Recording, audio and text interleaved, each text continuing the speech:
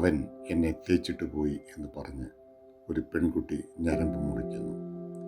അവൾ എന്നെ വഞ്ചിച്ചു എന്ന് പറഞ്ഞ് താൻ സ്നേഹിച്ച പെൺകുട്ടിയുടെ മുഖത്ത് ഒരുവൻ ആസിഡ് ഒഴിക്കുന്നു.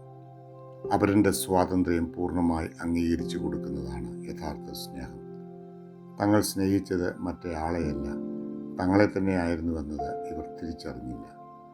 പക്വതയുള്ള ബന്ധങ്ങളിൽ ഒരാൾ ഉത്തമമെന്ന് കരുതുന്ന വഴി തിരഞ്ഞെടുക്കാൻ അയാളെ അനുവദിക്കാനുള്ള വലിപ്പം സ്നേഹത്തിനുണ്ടാവണം.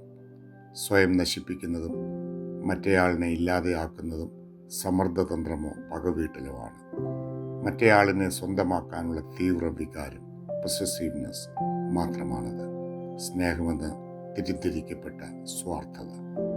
സ്നേഹവും വിശ്വാസവും ഒക്കെ മാറ്റി തെളിയിക്കുന്നത് അവയ്ക്ക് ആഘാതം ഏൽക്കുമ്പോഴാണ്, അംഗീകാരവും ആദരവും ലഭിക്കുമ്പോഴല്ല.